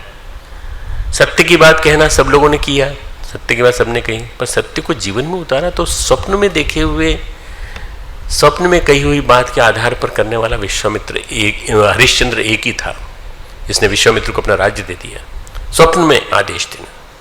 और उस हरिश्चंद्र के नाटक को देख करके गांधी जैसे आदमी ने सत्य की कथा लिख दी, सत्य की प्रयोग करके किताब लिख दी। गजब की बात है, गजब की बात है। मतलब ऐसे लोग होना चाहिए जो वास्तव में जीवन में जिन्होंने आचरण में उतारा हो। भगवान कहते हैं सर्वम ज्ञान प्लवेनैव व्रजिनम संतरिष्यसि। भगवान उस ज्ञान की बात करते हैं जो ज्ञान आचरण में आत्मसात हो जाए। कल मैंने आत्मसात वर्ड समझाया था। आत्मसात यानी एब्जॉर्ब, एसिमिलेट, ASSIMILATE, एसिमिलेट। खाना जो है हमारे शरीर में जाके एब्जॉर्ब हो जाता है, पूरा पूरा एब्जॉर्ब हो जाता है, शरीर में खून में मिल जाता है, खून में जाता है, लीवर में जाता है, सर्कुलेट होता है पूरी बॉडी में। एसिमिलेशन इसको कहते हैं, एब्जॉर्प्शन, एस्टिमुलेशन। ज्ञान आचरण में आत्मसात हो जाए, हमारे आचरण में हर बोले तो, चले तो, कुछ किसी को कहें तो, और कुछ अनुभूत करें तो आचरण में दिखाई पड़ता है। आचरण जो चित्त को प्रकाशित कर दे, चित्त को शुद्ध कर दे, वो आचरण पुण्यात्मा बनाता है हमको। पुराणों में कथा आती है अजामिल की। अजामिल ब्राह्मण था, घर में माता पिता की अचानक डेथ हो गई दोनों की, कुसंग में पड़ गया, नर्तकियों के साथ, वेश्याओं के साथ रहने लगा, आचरण का लोप हो गया। एक महात्मा आए, कहा तू कहाँ पाप के गर्त में पड़ गया? तू ब्राह्मण है, ब्राह्मण के को तो ऐसा काम करना ही नहीं चाहिए। तो कहाँ तूने ब्राह्मण कुल का, श्रेष्ठ कुल का, तेरे पिता ने कितने अच्छे अच्छे आचरण किए, कितना दान दिया, सब दिया, तुम्हारे पिता, तुम्हारे पितामह, तुम्हारे प्रपितामह। उसी समय उसके पुत्र का जन्म हुआ था अजामिल का। तो उन्होंने कहा इसका नाम नारायण रख दो, नारायण। और हर बार जब इसको बुलाओ, नारायण इधर आना, पानी लाना, तब नारायण का ध्यान करना। नारायण का, नारायण कौन है? योगेश्वर श्री कृष्ण, उनका ध्यान करना, बस इसका नाम नारायण रख दो। मतलब हम कोशिश करके भी हमारे मुंह पे नारायण नहीं आ पाता, परंतु अब हो सकता है बेटे का नाम नारायण रख दिया तो आ जाए। केवल नारायण नाम रखने भर से कुछ ही वर्षों में वो व्यक्ति जो है तर गया। जब अंतिम समय आया तो विष्णु भगवान के यमदूत लेने आए उसको, अजामिल को लेने, कि भाई चलो तुमने बहुत पाप किए। पर देखा तो अपोजिट साइड में विष्णु भगवान के दूत खड़े थे। उन्होंने कहा नहीं भाई, इसने जो है संभावनाएं हैं, द्वार खुल सकता है, बात खोलने भर की है, हम खोलने के लिए आए दरवाजा। ये जो है अजामिल स्वर्गलोक में जाएगा। ये पुराणों में कथाएं आती हैं कि इसको लेने के लिए नरक के दूत आए, इसको लेने के लिए स्वर्ग के लोग। ये होता क्या है, इसकी साइंटिफिक परिभाषा बताता हूँ तुमको। उपनिषद कहते हैं हमारे शरीर में 100 से ज़्यादा नाड़ियाँ हैं, बहुत सारी नाड़ियाँ हैं, जिसमें हमारा प्राण बहता है। चित्त की जैसी अवस्था होती है वैसे नाड़ियों से प्राण बहता है। चित्त जितना शुद्ध है, शुभ है, प्राण भी हमारा उतनी दूर तक निकलेगा। चित्त में प्रकाश है तो हम देवलोक तक जाएंगे, स्वर्गलोक तक जाएंगे, ये इन्हीं नाड़ियों के माध्यम से, और इन्हीं नाड़ियों के माध्यम से प्राण निकलेगा। चित्त अगर अशुद्ध है तो हमारा प्राण उन नाड़ियों से निकलेगा जिनसे हमारी अधोगति हो, हम प्रेत बने, पिशाच बने, भूत बने, हम बेताल बने, हम राक्षस बने, नाग बन सके, निम्न योनियों में जा सके, पशु योनि में जा सके, तिर्यक योनि में जा सके, ये उन्हीं नाड़ियों के थ्रू जाएंगे हम। प्राण जिन नाड़ियों के थ्रू जाता है उसी से हम अपने गति का निर्धारण करते हैं। दरअसल क्या है, हमारा जीवन हमारे चित्त से परिभाषित होता है। चित्त जितना शुद्ध होता है, जितना प्रकाशित होता है, उतना ही व्यापक भी होता है, उतना ही समर्थ शक्ति संपन्न भी होता है। चित्त प्रकाशपूर्ण भी होता है, हम देवता भी हो सकते हैं, हम सिद्ध भी हो सकते हैं, ऋषि भी हो सकते हैं, यहाँ तक कि हम अपने आप को परमात्मा में विसर्जित करके अयमात्मा ब्रह्म को सार्थक कर सकते हैं। अंतिम समय में परमात्मा हमें स्वयं लेने आए, इससे हम परमात्मा लेने आए मतलब हम परमात्मा को विसर्जित हो जाएं। देवताओं का चित्त बड़ा चित्त है, मच्छर की मक्खी कीट पतंगों का चित्त छोटा सिकुड़ा हुआ है, छोटा सा चित्त है। आपकी गति आप तय करते हैं, आपकी नीति तय करती है, आपकी नियति तय करती है, आपका निमित्त तय करता है कि आपका चित्त कैसा होगा, महामानव जैसा होगा या नर कीटक जैसा होगा, नर पिशाच जैसा होगा या नर पशु जैसा होगा, कैसा होगा, यही तय करता है। भगवान कहते हैं कहीं भी तुम किसी भी डगर में चल चुके हो पर तुम्हारे लिए आशा है, उम्मीद है। I got lot of hope for you. मैं तुमको वादा करता हूं कि तुम पापी से भी पापी हो तो मैं तुम्हारे लिए राह खोल सकता हूं। दिशा बदल दो, प्रकाश की दिशा में चलो, ज्ञान की दिशा में चलो। अगर हम कहें एक शब्द में कि पाप क्या है, पुण्य क्या है, तो चित्त को अशुद्ध करना पाप है, चित्त शुद्धि पुण्य है। तो भगवान पतंजलि गीता उसमें क्या कहते हैं, अपनी योग की किताब में क्या कहते हैं, योगः चित्तवृत्ति निरोधः। उसके बाद कहते हैं कि प्राणायाम के माध्यम से, अन्य साधनाओं के माध्यम से, ध्यान के माध्यम से आप अपने चित्त को स्फटिक की तरह से निर्मल बना सकते हैं, स्फटिक की तरह से निर्मल बना सकते हैं। चित्त को शुद्ध करना पुण्य है, चित्त को अशुद्ध करना पाप है। तब कर्म कब पाप बनता है, कब पुण्य, जब हम स्वार्थ की दिशा में, अहंकार की दिशा में बेतहाशा भागते हैं, मर्यादाओं को छोड़ देते हैं, वर्जनाओं को छोड़ देते हैं, अपने स्वार्थ के लिए दूसरों को हानि पहुंचाते हैं, दूसरे की टांग तोड़ते हैं। दूसरे की टांग इसलिए तोड़ते हैं कि वो आगे हमसे नहीं निकल जाए, मर्यादाओं को तोड़ते हैं और व्यक्ति सनक में आ जाता है। कई बार घर बनाएंगे, सोने का घर बनाएंगे, रावण को सनक आ गई थी, स्वर्ग की लंका बनाएंगे, वैभव को नष्ट नहीं होता। स्वर्ग से, लंका से स्वर्ग तक एक सीढ़ी बनाएंगे सोने की, जिससे हम स्वर्ग जाएंगे, सीधे सीधे जाएंगे, सदैव स्वर्ग जाएंगे। ये सनक रावण की थी। न तो स्वर्ण की लंका बची, न कोई वंशज बचा, न खुद रावण बचा, न रावण का नाती पोती पोता पूत। कोई कहे कि साहब हमारे पितामह थे, हमारे दादाजी थे, दादाजी के दादाजी के दादाजी के दादाजी के दादाजी के दादाजी दादाजी रावण के वंशज थे, कोई कहे तो बता देना। कोई नहीं, सब जड़ से समाप्त कर दिए भगवान राम ने। सब ऋषि वानरों ने और हनुमान जी ने और सब ने मिलकर के सारे जड़ से समाप्त कर दी। असुरता को जड़ से मिटाया गया उन्होंने। ये जो सनक आती है ना कि हम ये कर देंगे, ये कर देंगे, कोई तुमको गाली देता है तो उसके बदले में तुम क्यों गाली देते हो, ये तुम्हारा दोष है। गाली देने से क्या होगा, वाणी अशुद्ध होगी, विचार अशुद्ध होंगे, जीवन अशुद्ध होगा, अशुद्धि के मार्ग पर चल पड़ेंगे। बदला मत लो किसी से। दयामनस्य से हम किसी को दंडित नहीं कर रहे, अपने आप को दंडित कर रहे हैं। वैमनस्य होता है, ईर्ष्या करते हैं तो हम अपने आप को दंडित कर रहे हैं। अभी तो आप स्वयं दंडित हो रहे हैं। प्रत्येक अशुभ कर्म, प्रत्येक पाप कर्म, प्रत्येक अशुद्धि जिसकी है वो पाप कर्म बढ़ते चले जा रहे हैं। दंड का बीजारोपण हो चुका है। स्वयं अपने दंड की आपने व्यवस्था कर ली। भगवान कहते हैं सर्वम ज्ञान प्लवे नैव, ज्ञान की बड़ी महिमा है, ज्ञान की बड़ी महानता है। अगर ज्ञान है, होश आ जाए तो क्या होगा। एक स्थान पे कबीरदास जी ने लिखा है, रामानंद चेताए, हमको रामानंद ने चेताया, रामानंद हमको होश में लाए, हमारे गुरु हमको होश में लाए।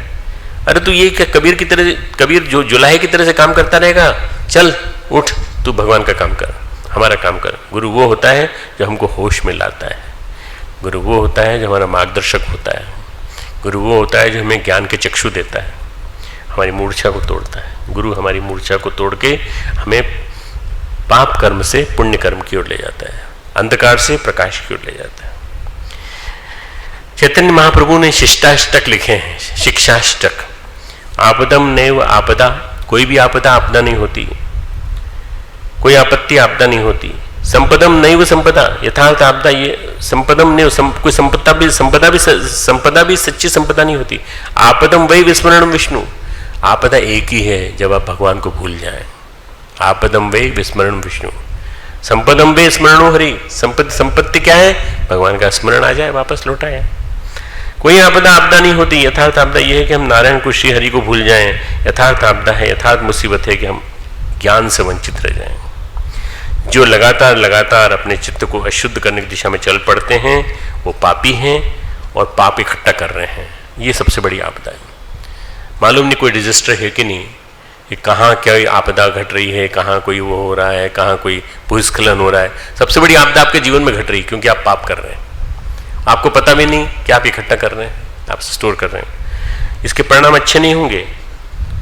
जिसके ज्ञान केवल शब्दों तक सीमित हो, विचारों तक सीमित हो, ऐसे ज्ञानी इस देश में तुमको हजारों मिल जाएंगे, लाखों मिल जाएंगे, ढेर सारे, जिनके पास ज्ञान ही ज्ञान, ज्ञान ही ज्ञान, ढेर सारा ज्ञान।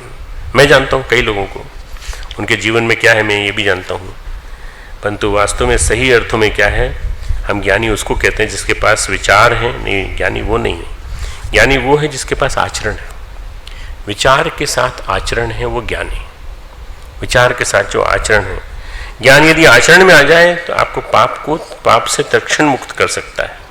व्रजीनम संतरिष्यसि, शीघ्र पार कर देगा, तुरंत निकाल देगा।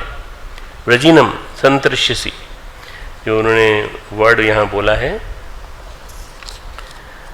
पाप समुद्र से भली भांति तर जाएगा, बिल्कुल उस पाप के समुद्र से जल्दी से निकल जाएगा, भवसागर से निकल जाएगा। जो आचरण में ज्ञान आ जाता है तो हमें भ्रम से, भ्रांति से, अज्ञान से मुक्त कर देता है, मोह से हमको मुक्त कर देता है। ज्ञान भी हो, मोह भी हो, ज्ञान भी हो और अज्ञान भी हो, ऐसा नहीं हो सकता। जहां काम, तुलसीदास जी कहते हैं, जहां काम तह राम नहीं, जहां काम तह राम नहीं, जहां राम नहीं काम, तुलसी कबहू होत है रवर रजनी एक ठाम। कभी सूर्य और रात्रि एक साथ चल सकते हैं क्या? कि रात आ गई सब और रात में सूर्य निकल रहा है एक साथ? नहीं, सूर्य नहीं होगा। रात्रि होगी तो सूर्य नहीं होगा, और सूर्य होगा तो रात्रि नहीं होगी। ज्ञान होगा तो मोह नहीं होगा, और ज्ञान होगा तो अंधियारा नहीं होगा, ज्ञान होगा तो पाप नहीं होगा। इसलिए ज्ञान होगा तो अशुभ नहीं होगा। अशुभ और पाप तो तब होंगे जब अज्ञान होगा। एक कमरे में हजारों वर्षों से अंधेरा छाया पड़ा है।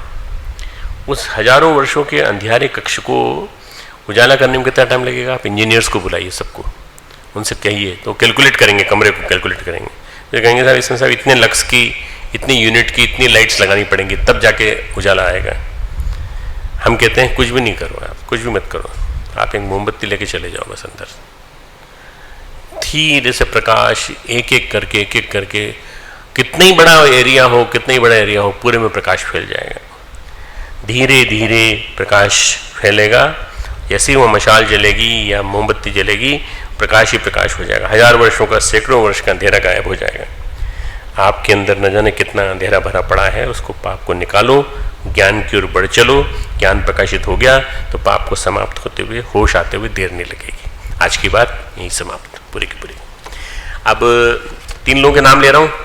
मैं आमंत्रित करूंगा सब juniors judo state championship, first place 50 kg, उन्नति शर्मा।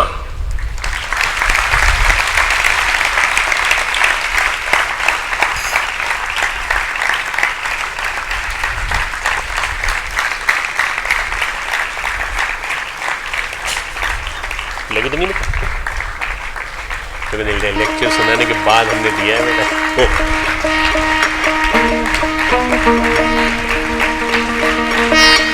देहरादून की, ये बिटिया देहरादून की है, देहरादून से आई है। अमित धनिक 55 किलोग्राम में उन्होंने फर्स्ट प्लेस प्राप्त की है।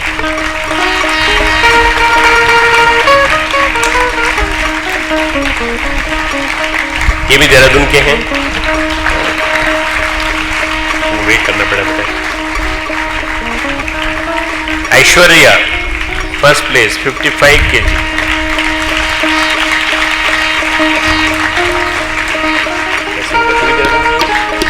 ये भी देहरादून की बालिका।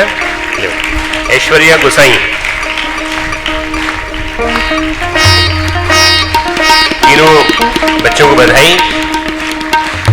इसी तरह से कप जीतते रहें।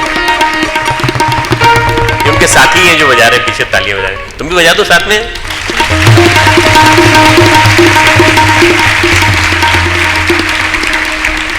आरती के लिए आ जाओ। हम लोग परसों से शक्ति की आरती करेंगे, मतलब माँ की आरती, अम्बे माता की आरती करेंगे। आज और कल गीता की करेंगे। बस इतनी ही बहुत है। बस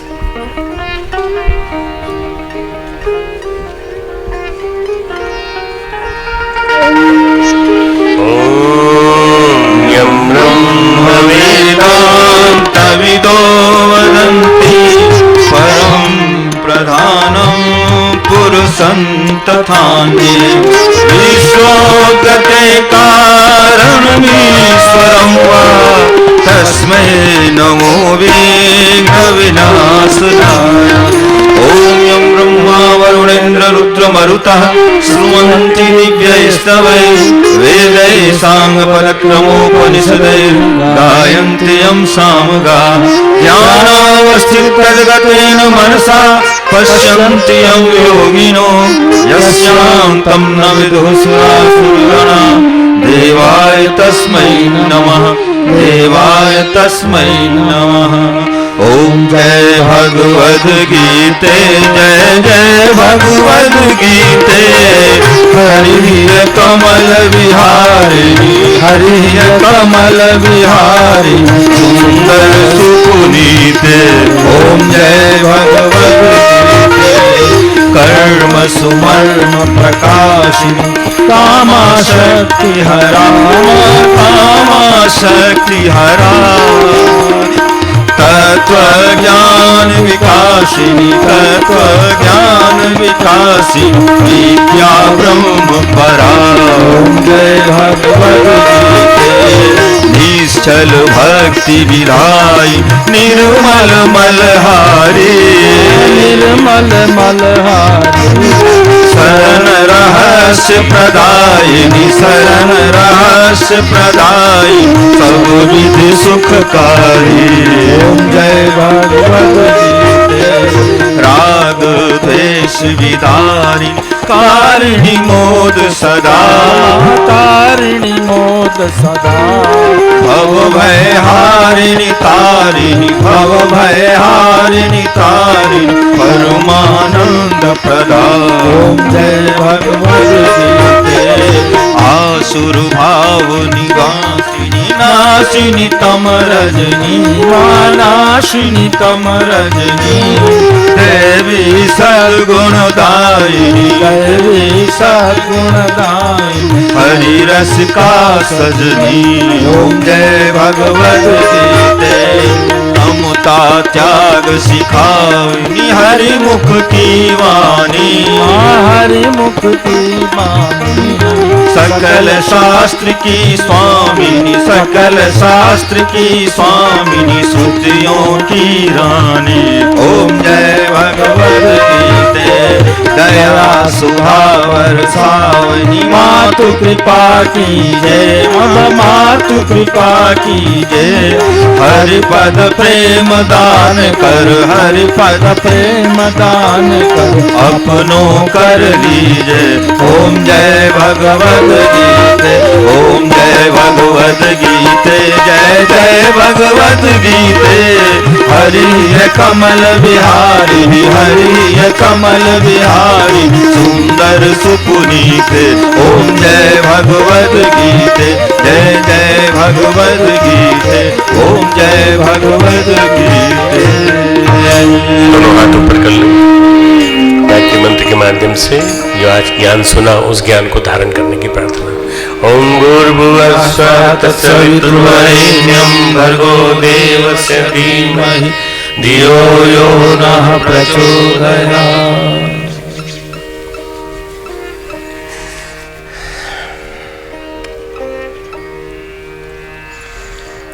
उस गुरु सत्ता को नमन करें जिनकी कृपा से आज हम ज्ञान के बारे में इतनी विलक्षण बातों को जान सके कि पापी से भी वे पापी व्यक्ति को पार किया जा सकता है।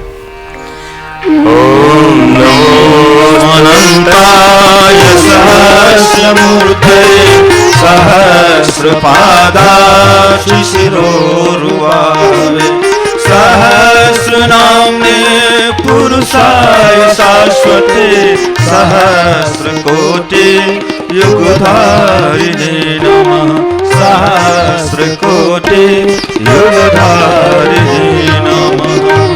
ओम द्यौ शांति अंतरिक्षगुं शान्तिः पृथ्वी शान्तिरापः शान्तिरोषधयः शान्तिः वनस्पतयः शान्तिर्विश्वे देवाः शान्ति ब्रह्म शान्ति सर्वगुं शान्तिः शान्तिरेव शान्ति सामा शान्तिरेधि।